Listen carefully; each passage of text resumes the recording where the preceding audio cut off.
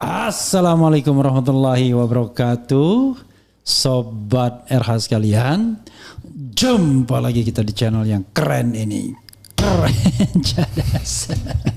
Ya, sobat RH sekalian, saya ada tamu istimewa ya yang kemarin mengadukan salah seorang pendukung Jokowi yang sekarang kelihatannya menjadi ketum Joman Jokowi mania atau apa? Betul. Ya, yaitu Andi Azwan yang diduga sudah melakukan manipulasi terhadap data digital ijazah Jokowi yang dia klaim sebagai ijazah yang bersumber dari yang aslinya, analog yang asli.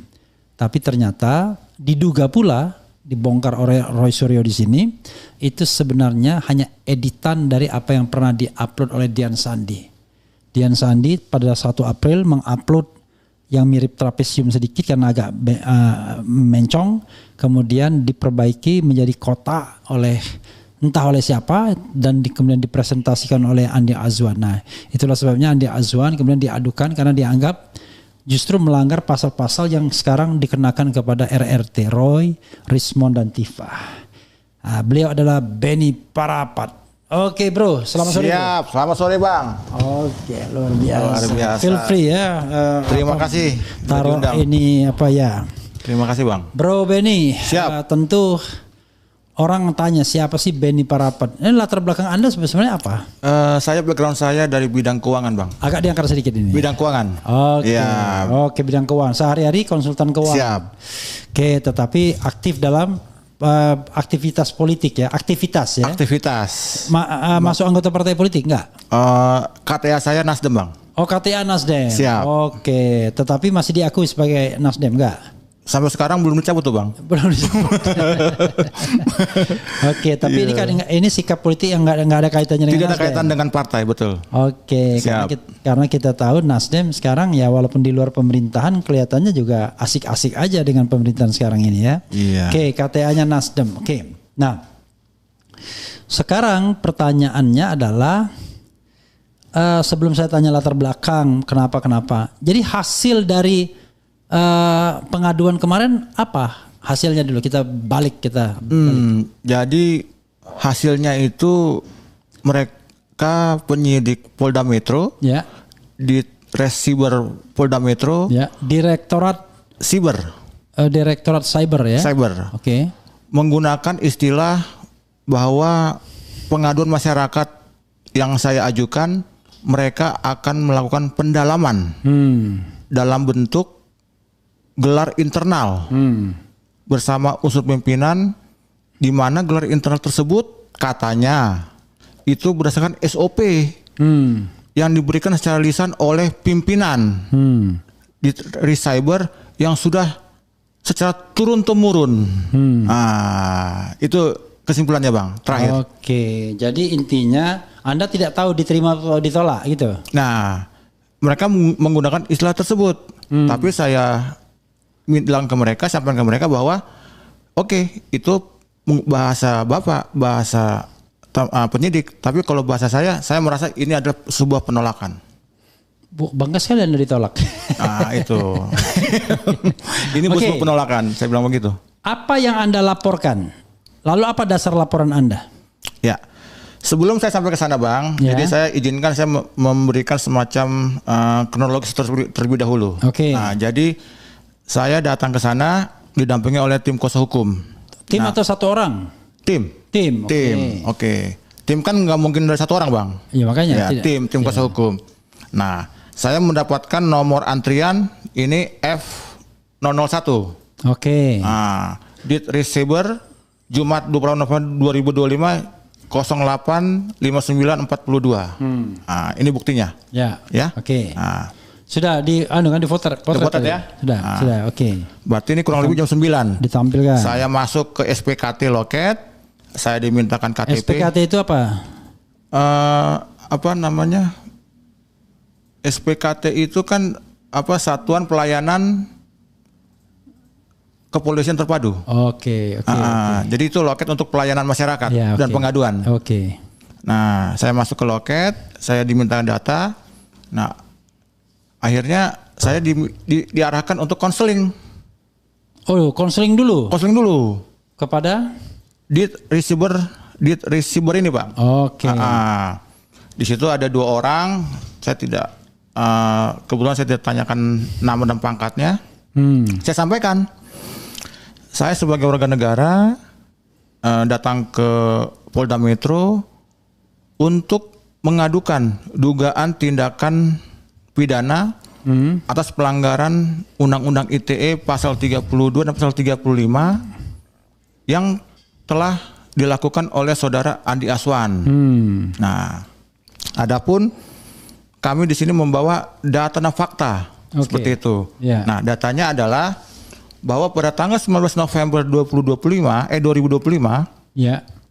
Andi Azwan di sebuah acara talk show di iNews. Kita nggak boleh sebut iNews-nya. Oke, saya ralat.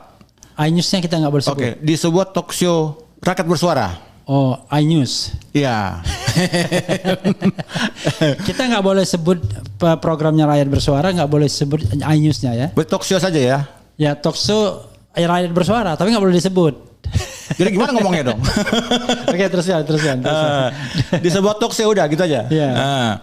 Ya. Andi Azwan tuh melakukan atau memaparkan sebuah expose. Dia mengklaim dia telah melakukan scan asli ijazah Joko Widodo. Oke. Wah. Coba di sini ada Rosario. Nah, dia dengan bangganya tanggal 19 November. Seminggu kemudian 19 November. ya, seminggu kemudian tanggal 25 kembali dia mengekspos scan asli tersebut, Bang. Oh, kalau 19 November itu nggak ada dia. Ada Ya? Ada. Bukan, nggak ada Rosario. Nggak ada. Adanya saya.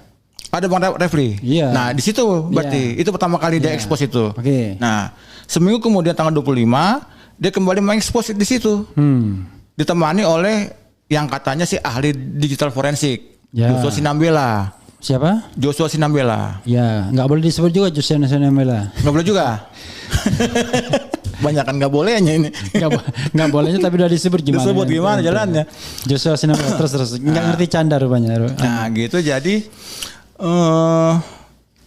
mereka pun mengekspos kembali yang mereka klaim sebagai scan asli jasa Pak Jokowi.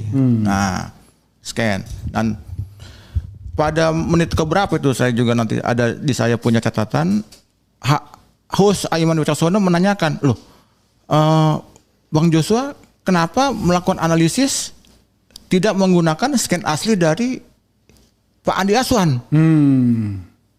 Kalau itu scan asli. Terus jawaban Joshua? Loh, saya nggak tahu itu bersumber dari mana. Itu kata Joshua. Yeah. Kemudian sambil begini kan, aduh, saya bingung nih katanya. Saya juga frustasi nih katanya. Kata Aiman, Aiman. Angkat tangan dia begini, kan begitu. Nah, akhirnya ditanyakan lagi ke siapa? Ke Andi Anda Azwan. tuh nonton dari televisi atau Anda langsung hadir? Saya hadir di situ. Ya. Tapi sebelum waktu itu Ade Darmawan ya, saya betul ada lagi satu lagi relawan, saya udah langsung pulang.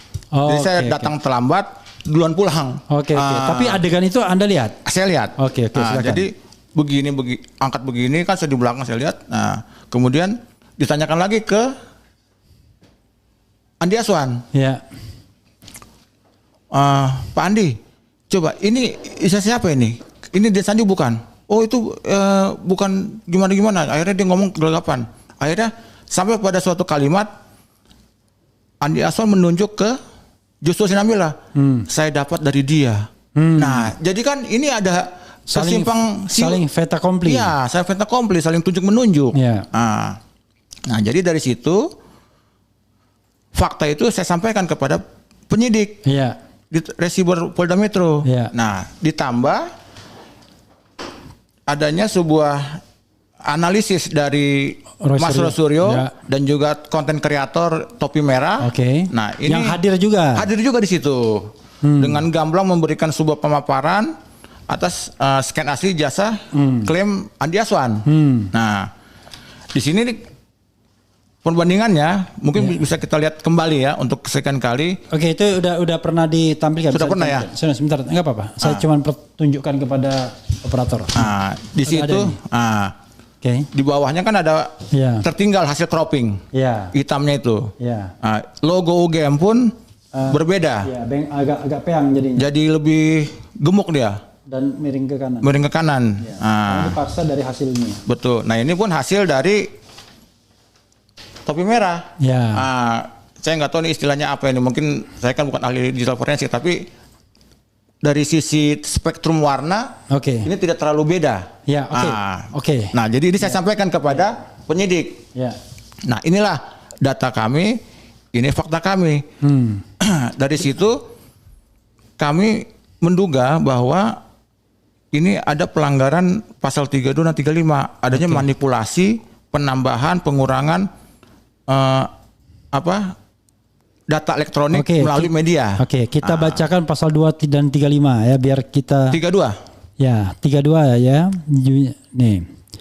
Pasal 32, setiap orang dengan sengaja dan tanpa hak atau melawan hukum dengan cara apapun mengubah, menambah, mengurangi, melakukan transmisi, merusak, menghilangkan, memindahkan, menyembunyikan suatu informasi elektronik dan atau dokumen elektronik milik orang lain atau milik publik. Ya kan? Ya. Oke, dan ancaman hukumannya itu 8 tahun penjara itu. Iya. Pasal 35, setiap orang dengan sengaja atau dan tanpa hak atau melawan hukum melakukan manipulasi, penciptaan, perubahan, penghilangan, pengerusakan informasi elektronik dan atau dokumen elektronik dengan tujuan agar informasi elektronik dan atau dokumen elektronik tersebut dianggap seolah-olah data yang otentik. Ya. Sebenarnya pasal 35 nih. Betul. Diancam dan hukuman 12 tahun penjara. Oke, silakan. Teruskan. Itu saya sampaikan ke pihak penyidik. Nah, mereka lihat-lihat. Nah, ini ada beberapa argumen. Jadi kami di Polda Metro kemarin hampir 10 jam kurang lebih. Dari pukul berapa sampai pukul berapa? Dari jam 9 pagi sampai jam 10 malam. Dipotong istirahat 2 jam. Iya. Berarti hampir 8 jam lah. Oke. Itu kami kalau jam 9 ke jam 10 itu 12 jam. 12 jam. Dikurang 2. Ya, 13 jam bahkan. 10 jam lah berarti 10 kan. Iya, 10 jam kurang lebih kan dipotong istirahat sholat Jumat kemarin. Nah, kami di situ berdebat sangat alot. Kenapa, Bang Refli? Pertama, mereka memberikan semacam atau sebuah argumen. Pertama, ini harus dibandingkan dengan dokumen otentik, yaitu jasa Pak Jokowi. Tanpa itu ini tidak bisa. Itu pertama. Saya jawab, Pak, izin saya bilang.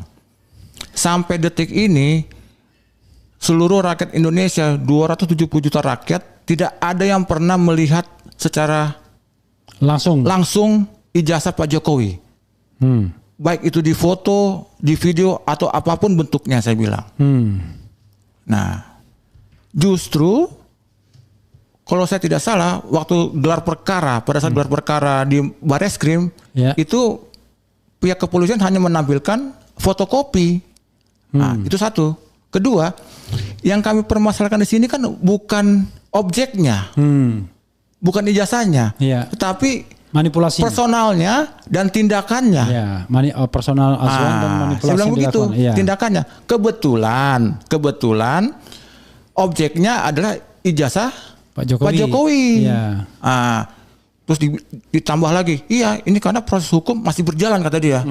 Jadi kita perlu tahu ini sampai di mana. Loh, betul proses hukum masih berjalan saya bilang. Tapi ini nggak ada kaitannya saya bilang. Kita tidak ada urusan dengan proses hukum. Kita bicara mengenai personal dan itu sama dengan kelakuannya. Sama dengan orang menjara di tempat yang sama. Setelah dijarah, tiba-tiba ada orang lain menjarah rumah yang sama. Beda tetap. Beda. Jadi dia mencoba membalik-balikan. Terus akhirnya terakhir saya kasih logika. Oke Pak, saya ikuti alur pikiran Bapak.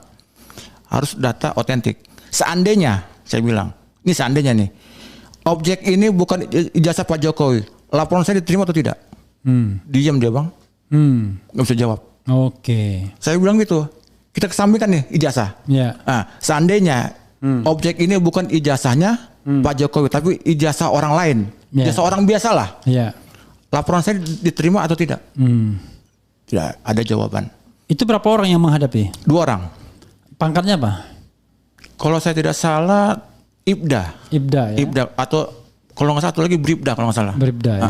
Kalau nggak salah ya. Oke, lalu dari jam berapa sampai jam berapa? Dari jam 9 di 10 malam. sampai jam 10 malam. Iya. 10 malam keluar. Saya keluar. Kok bisa lama sekali? Tadi kan saya bilang kita di situ adu argumentasi debat luar biasa. Oh, panjang bener. Panjang, itu baru satu. Ada 2-3 lagi mau saya sampaikan. Mereka punya argumentasi. Oke. Baru satu. Lalu baru satu. Terus silakan. Nah, argumentasi kedua mereka bilang adalah Bapak. Bentar, argumentasi satu apa tadi? Itu harus ada data otentik. Oh, harus ada data otentik. Ditulis, Dok. Satu, harus ada Dokumen otentik. Dokumen otentik. Yaitu ijazah asli. Yaitu ijazah asli Jokowi. Pak Jokowi. Oke. Itu argumen satu. Argumen dua, mereka mengatakan kepada saya, ini pelapornya atau korbannya kan Pak Jokowi. Ya. Bapak harus punya kuasa dari Pak Jokowi atau Pak Jokowi yang bisa melaporkan. Oke. Saya kaget, Bang. Ya. Ini selevel Polda Metro kok tidak mengerti ya? Maaf Pak, izin. Ini pengetahuan saya Pak, saya orang awam hukum. Tapi sepengetahuan saya, pasal 32 dan 35 itu bukan delik aduan. Delik umum. Delik umum atau delik biasa. Ya. Kalau delik aduan, yes, si pelapor yang harus mengadukan. Ya. Tapi kalau delik biasa, delik umum, setiap anggota masyarakat yang merasa dirugikan atas sebuah kejadian itu berhak melaporkan kepada pihak yang berwajib. Maka tidak harus dirugikan yang melihat peristiwa pidana. Yang peristiwa pidana juga wajib. Saya terangkan begitu. Diam lagi. Jadi argumen kedua dia bilang itu Anda harus berbekal surat kuasa dari Pak Jokowi atau Pak Jokowi sendiri yang mengadukan. Betul. Oke, itu argumen kedua. Nah, argumen ketiga ini yang setelah Jumatan nih. Nah, itu sebelum Jumatan, kita masih tangkis-tangkisan. Mereka keluar sebentar Pak, saya tanya pimpinan. Keluar masuk tuh Bang. Oke. Setelah Jumatan, ada lagi argumen lain yang mereka sampaikan. Yaitu bahwa ini perlu kita lakukan pendalaman katanya. Oke, itu argumen ketiga. Argumen ketiga. Polisi memerlukan pendalaman. Pendalaman atas laporan Bapak. Sehingga ini nanti bisa kita nilai layak atau tidak. Nah, contoh seperti tadi data dokumennya segala macam. Terus saya bilang, Pak, izin. Maaf kalau saya terlalu maju. Setahu saya itu baru nanti diproses penyelidikan. Pendalaman itu. Iya, ini laporan doang. Laporan aja dulu nih saya bilang. Di Perkapolri nomor 7 tahun 2022 itu tidak boleh menolak laporan di awal. Perkapolri nomor 7 2002. Tahun 2022. Oke, dari Perkapolri Peraturan Kapolri nomor 7 tahun 2022 tidak boleh menolak. Tidak menolak dan tidak boleh menilai materi di awal laporan. Ya, terima aja dulu. Nah, itu nanti penyelidikan saya bilang. Ya. Misalnya Bapak terima ini. Ya sudah, terima. Bapak BAP saya sebagai pelapor, BAP saksi saya, BAP terlapor, BAP saksinya terlapor, bila perlu BAP saksi ahli. Ya, ahli. Betul kan? Nah, setelah itu baru Bapak bisa tentukan apakah ini layak atau tidak naik ke tingkat penyidikan. Sidik. Di situ baru. Nah, kalau Bapak sekarang bilang ini butuh pendalaman, ini terlalu prematur saya bilang. Diam lagi dia, Bang. Oke. Itu 3 alasan yang mereka alasan ketiga. Alasan ada lagi? Ada lagi yang terakhir. Oke. Ini yang terakhir ini. Ya, apa? Nah, yang terakhir dibilang kami butuh untuk melakukan gelar internal. Yang biasa kami lakukan untuk menilai layak sebuah pengaduan sebagai laporan atau tidak. Oke, gelar ini internal. Mereka memakai istilah gelar internal. Nggak ada perkaranya. Nggak ada. Ini sudah merupakan SOP yang diberikan secara lisan. Itu saya catat, Bang. Ya. Yang sudah berlaku di Direktorat Cyber Polda Metro secara turun-temurun. Terus saya tanya, secara lisan. Berarti kan kalau lisan itu kan manusianya, Bang. Iya. Ya kan? Orangnya. Iya. Who the person. Iya. Kan begitu kan? Siapa orangnya pasti bilang. Siapa nama pimpinannya? Itu saya nggak bisa. Itu kan hierarki kata dia. Oke. Ada nggak semacam sprint atau semacam surat keputusan yang menyatakan bahwa itu tertulis? Tidak jawab lagi. Soal gelar internal itu ya. Gelar internal itu. Karena dibilang Jadi itu alasan keempat, mereka memerlukan ada gelar internal. internal. Nah, itulah yang menjadi kesimpulan akhir. Ya. Dan pada akhirnya mereka bilang kami tidak bisa berbuat karena ini sudah arahan dari pimpinan. Oke. Nah, pimpinan mereka katanya Ya. kan. Nah, dan yang terakhir saya perlu sampaikan bahwa yang Itu 4 alasan dulu ya. iya alasan dulu, betul. Kita ulangi. Alasan pertama harus ada dokumen otentik, Dokumen otentik, betul. ijazah Jokowi. Betul. Yang kedua, Anda harus berbekal surat kuasa atau Jokowi sendiri yang Melaporkan. Betul. Alasan ketiga, apa tadi? Pendalaman. Oh, harus dilakukan pendalaman dulu terhadap laporan. Padahal Betul. nggak perlu. Betul. Yang keempat, ada gelar internal. Betul. Oke, 4 alasan itu yang kata polisi ya. Iya. Oke, lalu apa lagi yang ingin Anda sampaikan? Nah, itulah tadi alasan keempat yang menjadi kesimpulan akhir mereka yang akhirnya menyebabkan mereka menyatakan bahwa ini mereka perlu waktu untuk pendalaman. Oke, balik lagi ke moda yang ketiga. Ketiga tadi. lagi, Ya. betul. Jadi saya bilang berarti Bapak benar, oh tidak, kami butuh waktu untuk pendalaman. Itu Oke. mereka pakai istilah itu, Bang. Oke, jadi tidak ada apa yang Anda dapatkan dari kepolisian? Nggak ada surat, nggak ada apa? Nggak ada. Tanda terima nggak ada? Nggak ada.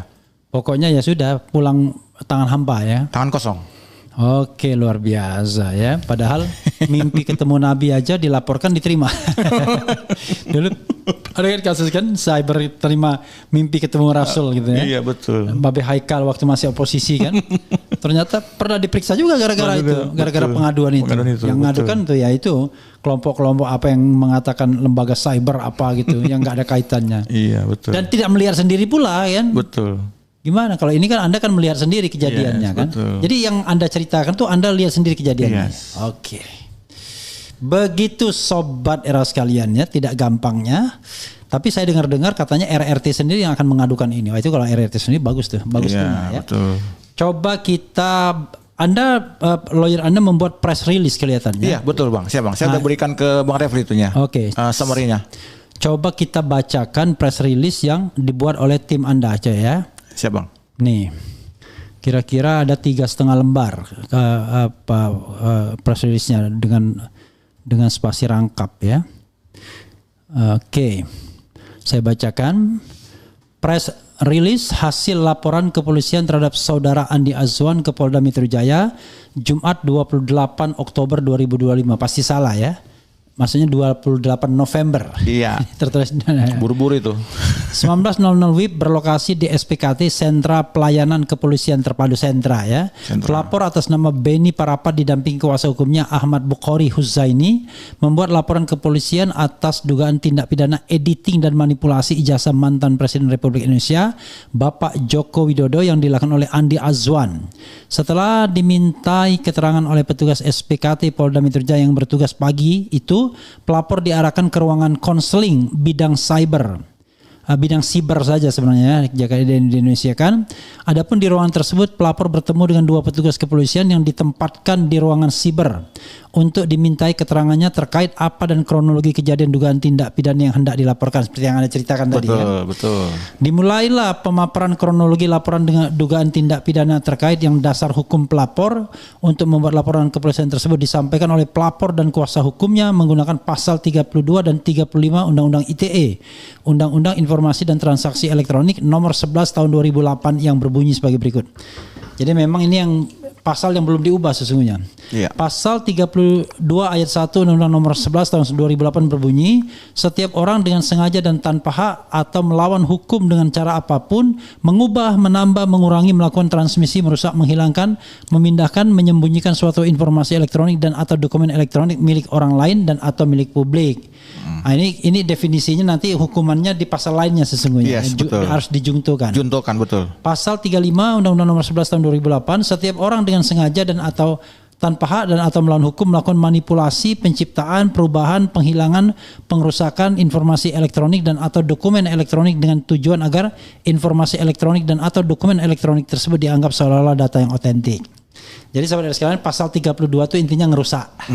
Ya. Pasal 35 intinya ngedit biar tampak otentik ya. Yes. Yang satu mau merusak dokumen publik, yang kedua mau menciptakan seolah-olah dokumen itu adalah otentik. Yes. Betul ya. Betul. Yang satu diganjar dengan 8 tahun, yang kedua dengan 12 tahun. Itulah pasal yang dikenakan kepada RRT Roy, Rismond dan Tifa ya. Yes. Kemudian selanjutnya bahwasanya di dalam pemaparan kronologi pelapor menyampaikan lokus kejadian tindak terjadi awalnya pada tanggal 19 November 2025 di acara siaran televisi iNews yang dipimpin oleh host Aiman Wicaksono pada program Rakyat Bersuara, yang pada kesempatan tersebut terlapor yaitu Andi Azwan mengatakan secara eksklusif memiliki scan asli ijazah Joko Widodo kemudian ditampilkan di layar acara Rakyat Bersuara 1 minggu kemudian, tepatnya pada tanggal 25 November 2025 di stasiun TV yang sama. Sebenarnya tanggal 19 November dia tampilkan juga. Tampilkan, itu pertama kali tampilkan ya, dia. Dan ada saya pada waktu itu ya. Jadi saya bisa ditunjuk sebagai saksi juga itu ya. Yes. Yang sama dan program acara yang sama, Andi Azwan tidak mampu membantah klaimnya tersebut di stasiun TV yang sama dan program acara yang sama. Andi Azwan tidak mampu membantah klaimnya tersebut saat dihadapkan dengan Roy Suryo dan konten kreator muda Topi Merah terkait analisis mereka yang mengatakan scan ijazah yang ditampilkan oleh Andi Azwan adalah scan yang sama dengan yang ditampilkan versi satu-satunya yang dimiliki oleh Dian Sandi.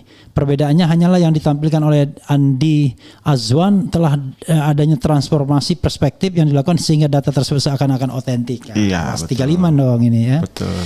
Hal tersebut semakin terlihat kebohongannya dikala Joshua Sinambela yang mengaku dirinya sebagai pakar digital forensik saat diberikan kesempatan oleh host untuk memaparkan analisisnya terhadap gambar yang ditampilkan di layar, dirinya malah lebih memilih menganalisis gambar yang dari Dian Sandi bukan dari Andi Azwan, sehingga spontanitas host bertanya, bila memang scan ijazah yang dimiliki versi Andi Azwan itu asli dari Pak Jokowi, mengapa Joshua malah menganalisis yang versi Dian Sandi? Seketika itu juga Joshua mengatakan dirinya tidak mengetahui bersumber dari mana yang dimiliki oleh Andi Azwan, sehingga di saat bersamaan host kembali bertanya kepada Andi Azwan dirinya dapat scan ijazah tersebut dari mana, dan dirinya malah menunjukkan ke arah Joshua sembari mengatakan dari beliau. Saya dapat dari dia. Oke. Gitu. Dan Anda tahu sendiri itu ya. Iya. Oke. Berangkat dari uraian kronologi di atas, maka telah masuklah unsur-unsur pasal 35 Undang-Undang ITE ya, nomor 11 2008 yang pada pokoknya adanya unsur kesengajaan tanpa hak atau melawan hukum melakukan manipulasi dengan tujuan agar dokumen elektronik scan ijazah Jokowi seolah-olah dianggap otentik. Adapun perbuatan Andi Azwan yang mengaku memiliki scan ijazah asli dokumen elektronik Pak Jokowi yang ternyata scan tersebut adalah bersumber dari foto yang dimiliki versi Dian Sandi yang hanya dilakukan beberapa perubahan berupa pengurangan atau penambahan pencahayaan dengan transformasi perspektif terhadap scan ijazah Pak Jokowi dokumen elektronik, maka dengan ini telah terpenuhi pula unsur-unsur delik pada pasal 32 Undang-Undang ITE 11 2008. Ya boleh juga merusak dokumen ya, padahal dokumen yang dirusak itu dokumen yang palsu juga. Namun faktanya pemaparan tersebut ditolak mentah-mentah oleh petugas kepolisian di ruang siber dengan dalih di awal menyampaikan pihaknya butuh koordinasi terlebih dahulu dengan pimpinannya, mengingat laporan yang diberikan merupakan laporan berkaitan langsung dengan Pak Jokowi. Tapi dia tidak ngomong begitu ya. Dari hasil koordinasi dengan pimpinannya antara petugas dan pelapor terjadi perdebatan dan perbedaan pendapat mengenai bisa tidaknya laporan ini diterima dan ditindaklanjuti. Adapun setelah 13 jam berada di Polda Metro Jaya, pelapor akhirnya pulang tanpa membuahkan hasil laporan. 13 jam ya. Itu total ya. Dipotong istirahat kan 2 jam sampai jam 10 ya. Yes, betul. Oke, total ya. Di Polda akhirnya pulang tanpa membuahkan hasil laporan atau dengan kata lain laporannya tidak diterima. Berikut alasan-alasan tidak dapat diterimanya laporan. Oke. Petugas dari pihak kepolisian Polda Metro Jaya memiliki penilaiannya sendiri terhadap tidak diterimanya laporan pelapor, di antaranya 1. Terhadap pasal 35 Undang-Undang ITE nomor 11 tahun 2008, syarat pelapornya harus langsung Pak Jokowi. Oke, ya. Padahal ini delik umum. Ya. 2. Terkait laporan tersebut merupakan laporan yang secara substansi masih berkaitan dengan ijazah Pak Jokowi yang sedang dan masih diperiksa di Polda Metro, sehingga terhadap laporan tersebut harus ditunda terlebih dahulu sebelum adanya keputusan inkrah yang berkaitan dengan perkara ijazah Pak Jokowi yang sedang diperiksa sebelumnya. Padahal nggak ada kaitannya. Nggak ada kaitannya. Bisa aja nih jalan karena nggak ada hubungannya. 3. Terhadap pasal 35 Undang-Undang ITE nomor 11 tahun 2008, maka untuk membuktikan keotentikannya membutuhkan dokumen pembanding yang asli agar bisa ditentukan otentik dan tidak otentiknya scan dokumen yang tersebut yang dilaporkan. Nah, yang mereka sita apa? Katanya mereka menyita yang asli. Tunggu, saya potong. Saya tambahkan. berarti ini ada dua konsekuensi logis, Bang. Ya. Anggaplah Andi Azwan melakukan scan asli terhadap ijazah Jokowi. Ya. Apa yang disebut scan? Ya. Scan itu ada dua versi. Ya. Kita melakukan proses scan menggunakan aplikasi dari handphone. Ya. Terus kita scan, Ya. kita foto, kita scan. Ya. Itu pertama. Ya, scan dengan foto. Foto. Ya. Yang kedua, kita bawa dokumen melalui alat. mesin scanner. Ya, scanner. Nah, itu dua kan? Ya. Nah, berarti apa yang dilakukan oleh Andi Azwan ini harus menggunakan jasa asli Pak Jokowi. Iya. Nah, sedangkan sedangkan ijazahnya tanggal 24 Juli 2025, Ya. Kabid Humas Polda Metro sudah menyatakan bahwa ijazah Pak Jokowi SMA dan S1 itu disita Ya. untuk kepentingan penyidikan. Ya. Berarti saya sampaikan ke penyidik kemarin, Bang. Ya. Nanti masyarakat bisa berasumsi, saya bilang. Apakah penyidik memberikan secara eksklusif kepada Andi Azwan untuk motret di-scan?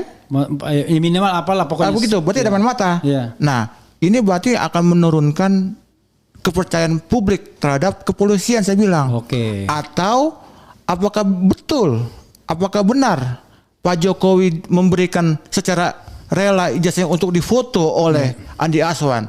Ya, saya rasa tidak pertanyaannya, mungkin. di mana barang itu kan? Nah, itu kan. Nah, sedangkan waktu wartawan datang ke rumah Pak Jokowi saja hanya melihat, tidak boleh memfoto. Ya. Dan itu masih di Pak Jokowi konon. Pak Jokowi konon. Ya. Relawan Projo datang ke rumahnya pun katanya saya sudah melihat asli. Iya, tapi aneh karena katanya itu setelah adanya penyitaan tuh. Anggaplah itu benar, Iya, anggap iya. itu benar. Berarti kan ada dua kelompok yang datang ke rumah Pak Jokowi hanya melihat, Tidak boleh foto. Tidak boleh foto. Khusus Andi Azwan beda. Khusus Andi Azwan beda. Apakah mungkin? Nah, ini yang saya bilang harus didalami oleh penyidik dalam proses penyelidikan. Ya, Tanya ke beliau. Terlalu mudah logikanya untuk membongkar ini sebenarnya. Tanya ke beliau, Ya. kan begitu. Terus yang ketiga saya bilang, Andi Azwan memberikan scan, katanya scan asli ijazah Pak Jokowi. Logika kita berpikir gini, Bang. Dia melakukan scan. Apakah scan itu membuat memberikan sebuah kenyataan bahwa itu ijazah Pak Jokowi asli? Tidak. Dia kan seolah-olah ingin meyakinkan publik bahwa ini scan, oh ini asli. Kan begitu. Walaupun dia men-scan sampai 1000 kali, itu tidak membuktikan apa-apa. Dan dia bukan ahli yang dalam bidangnya. Dia bukan penyidik, dia juga bukan kuasa hukum Pak Jokowi. Dia mau melakukan tapi dia melakukan yang di luar kewenangannya. Itu saya sampaikan ke penyidik kemarin, Bang. Itu dia jadi melakukan public deception. Tipu muslihat publik. Berarti nanti masyarakat akan berasumsi, hati-hati Pak, saya bilang. Masyarakat akan beranggapan, oh jangan-jangan penyidik Polda Metro main mata nih sama Andi Azwan nih.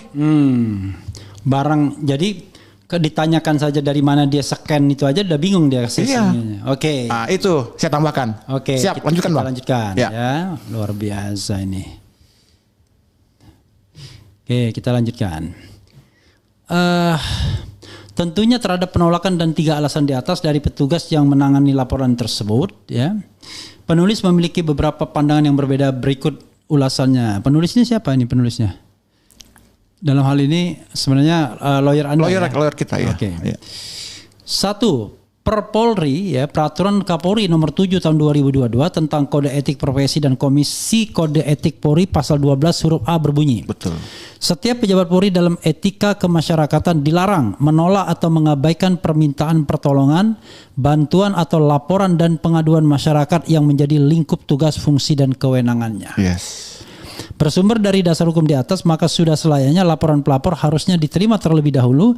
Kalaupun secara unsur-unsurnya tidak terpenuhi dalam dugaan tindak pidana, maka proses bisa diselidiki melalui penyelidikan maupun gelar perkara. Namun faktanya penolakan dilakukan di awal laporan. Terlalu prematur. Padahal mudah sekali melakukan proses penyelidikannya, ya kan? 2. Terkait laporan pasal 35 Undang-Undang ITE 11 2008 nomor 11 2008 adalah delik aduan sehingga mensyaratkan Pak Jokowi sendiri yang harus melapor, maka ini adalah sesuatu yang miris diperlihatkan oleh seorang penyidik, sebab bagaimana mungkin delik biasa dikatakan delik aduan sehingga mensyaratkan Jokowi yang harus membuat laporan sendiri terkait tindakan yang dilakukan oleh Andi Azwan. Dan ini kan faktor diduga sebenarnya seperti ini ada kaitannya sendiri dari Pak Jokowi kan? Oke, terus yang saya tambahkan sedikit Bang ya. Justru saya jadi bertanya-tanya, mengenai kualifikasi dari teman-teman di SPKT Polda Metro. Kok mereka tidak paham mengenai basis ini delik aduan atau delik biasa? Apakah mereka pura-pura tidak tahu atau mereka seperti apa? Ini jadi menjadi pertanyaan bagi saya. Jadi mungkin kepada ya para petinggi-petinggi kepolisian ini agar menjadi perhatian. Masyarakat nanti akan dirugikan kalau secara keilmuan saja mereka tidak bisa membandingkan mana pasal-pasal yang delik aduan, mana yang delik umum. Nah, seperti itu, Bang. Ya, kalau untuk ijazah Pak Jokowi ini kelihatannya aneh semua orang. Ya, saya bacakan ya. Faktanya laporan yang dilaporkan oleh pelapor sudah sesuai dengan rules-nya. Pasal tersebut yakni adanya kesengajaan tanpa hak atau melawan hukum melakukan manipulasi dengan tujuan agar dokumen elektronik scan ijazah Jokowi seolah-olah dianggap otentik. Tentunya bila penyidik berargumen harus yang melapor adalah Pak Jokowi, maka pola pikir penyidik tersebut terjadi kegagalan dalam memahami maksud pasal 35 Undang-Undang ITE. Sebab bagaimana mungkin Pak Jokowi melapor sedangkan motif diubahnya dokumen elektronik sehingga seakan-akan data otentik yang dilakukan oleh Andi Azwan adalah dalam rangka untuk membela Pak Jokowi, sehingga mustahillah Pak Jokowi melaporkan Andi Azwan sedangkan tujuan pelapor adalah berfokus kepada perbuatan manipulasi yang membuat dokumen elektronik scan ijazah tersebut seakan-akan otentik, dan ini jelas sudah dilakukan oleh Andi Azwan pada tanggal 19 dan 25 November di iNews TV program Rakyat Bersuara, dan dari sinilah mengapa pasal 35 Undang-Undang ITE nomor 11 2008 digunakan dalam membuat laporan. Saya sarankan nanti titik koma diperhatikan lagi. Habis napas saya, tengah ada. Maklum lah, Bang. Pulang tengah malam gitu lah. 3. Terkait alasan penolakan untuk membuktikan keotentikannya membutuhkan dokumen pembanding yang asli agar bisa ditentukan otentik atau tidak otentiknya. Tentunya yang dipermasalahkan dalam laporan ini adalah mengenai klaim keaslian keotentikan scan ijazah yang dinyatakan oleh Andi Azwan pada tanggal 19 November, yang kemudian pada tanggal 25 November klaim keaslian keotentikan tersebut malah diterbantahkan dengan adanya dokumen pembanding dari foto scan yang dimiliki versi Dian Sandi, sehingga dari sinilah dapat diketahui Andi Azwan telah dengan sengaja mengedit terhadap gambar scan ijazah yang sama dari gambar yang dimiliki oleh versi Dian Sandi. Namun yang membedakan yang dimiliki Andi Azwan telah dilakukan pengeditan dan perubahan sehingga seakan-akan otentik. Namun faktanya sama saja dengan yang dimiliki oleh versi Dian Sandi. Disinilah fokus pelapor terkait adanya dugaan tindak pidana pasal 32 dan 25 Undang-Undang ITE nomor 11 2008 yang secara substantif gitu ya, mengenai tindakan mengedit dokumen elektronik yang seolah-olah data otentik. Tentunya klaim seolah-olah data otentik ini merujuk pada perbuatan Andi Azwan yang mengubah serta memanipulasi misalnya dokumen elektronik scan ijazah yang dimilikinya yang sebenarnya sama dan bersumber dari versi Dian Sandi. Pakai cuman. Cuma ya kan? Perbuatan mengubah dan memanipulasi ya dokumen elektronik tersebut sehingga seakan-akan otentik tersebutlah yang menjadi fokus mengapa Andi Azwan dilaporkan, sehingga tidak ada sangkut pautnya serta korelasinya dengan ijazah Pak Jokowi, sebab yang berkaitan dengan seakan-akan otentik tersebut merujuk pada dua sumber scan gambar, yakni versi Andi Azwan dan versi Dian Sandi, sehingga penyidik tinggal fokus saja meneliti dua dokumen elektronik tersebut tanpa harus melebar ke pembahasan dokumen asli ijazah Pak Jokowi. Hal-hal di ataslah yang menjadi concern dibuatnya laporan kepolisian oleh pelapor, namun dapat diketahui laporan tersebut tidak diterima dengan alasan sedang akan dilakukan pendalaman terhadap laporan dan akan dilakukan inisiatif gelar internal yang berasal dari tradisi diskresi penyidik terhadap laporan-laporan yang bersifat substansinya masih debatable suatu status unsur pidananya. Makin keleleran ujung-ujungnya, makin belum harus perlu diedit lagi. Tapi maksudnya kita paham, saudara sekalian. Jadi ya intinya laporan itu tidak bisa diterima. Itu sama dengan laporan Egy Sujana mengenai dugaan penggunaan dokumen palsu. Cuman bukan terbit LP laporan polisi, tapi laporan informasi Dumas saja ya. Padahal jelas itu adalah tindak pidana. Jadi ini kalau kita analisis, ini sebuah hal yang terintegrasi ya, terkoneksi ya. Betul. Tidak mungkin jalan sendiri-sendiri. Jadi kalau seandainya Naif mengatakan ini adalah inisiatif sendiri, for what? Ya kan? Ini kan for the interest of Pak Jokowi. Betul. Bagi kepentingan dia. Oke, ada lagi yang ingin Anda sampaikan? Kalau enggak silakan closing statement. Mungkin sebelum saya closing statement, saya punya beberapa keinginan, Bang. Ya. Jadi kan silakan. Kita ini berjuang harus berdasarkan nilai-nilai. Ya. Nilai-nilai kebenaran. Ya. Nah, teman-teman yang selama ini atau rekan-rekan yang selama ini berjuang sudah sampai pada tahap sekarang. Nah, jadi saya berharap masyarakat yang menyaksikan podcast Bang Refli ini bisa menilai secara objektif. Ya, objektif. Bisa menggunakan akal pikiran nalar yang sehat. Seperti itu ya. Apakah yang kami sudah lakukan kemarin itu sesuai dengan aturan hukum yang berlaku atau tidak? Nah, silakan masyarakat menilai. Kami tidak berani mengatakan, oh kami paling benar. Tidak bisa, Bang. Kami kembalikan kepada masyarakat. Nah, seperti itu saya sampaikan bahwa jangan sampai nanti ini menjadi misleading di masyarakat, kebingungan. Ada seseorang yang melakukan scan ijazah Pak Jokowi atau scan ijazah siapapun lah itu, tapi dilakukan semacam pembiaran. Mengklaim bahwa ini asli. Ya, saya khawatir kalau ini dilakukan pembiaran, nanti akan muncul orang-orang yang lainnya. Izin misalnya, nanti ada orang yang ngaku-ngaku scan ijazahnya Bang Refli. Oh ini asli nih, ijazah Bang Refli. Terus ada lagi yang scan ijazahnya Pak Prabowo. Dan seterusnya. Karena ini kan menjadi presiden ke depan. Nah, untuk itu biarlah masyarakat yang menilai. Apakah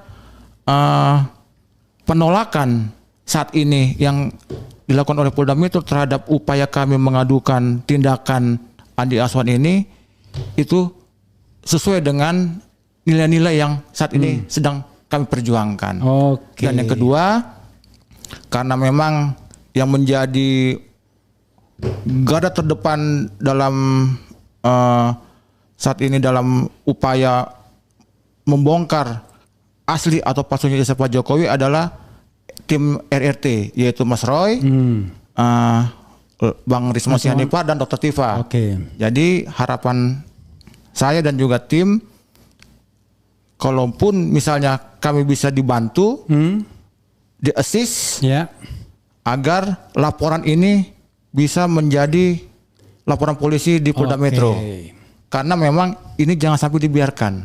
Tindakan ini yang kita lakukan adalah tindakan dan personal. Seperti itu. Jadi saya meminta kepada tim RT untuk membantu kita untuk bisa sampai kepada laporan polisi. Jadi saya sejak 2 hari yang lalu sudah tanda tangan surat kuasa sebagai kuasa hukum atau penasihat hukum RRT, Roy, Rismon dan Dr. Tifa. Jadi atas nama mereka saya berharap nanti ya kita berkolaborasi mengenai hal ini. Walaupun ini adalah tindak pidana yang berbeda, tetapi temuan baru ini akan mempermudah, memperkuat posisi RRT. Bahwa RRT tidak benar melakukan tindak pidana sebagaimana tercermin atau disebutkan oleh penyidik yang melakukan tindak pidana melanggar pasal 32 dan 35 Undang-Undang ITE ya. Mudah-mudahan kita atau saya bisa mempertemukan Bung Beni ya dengan RRT, baik ketiga-tiganya maupun salah satu atau salah duanya.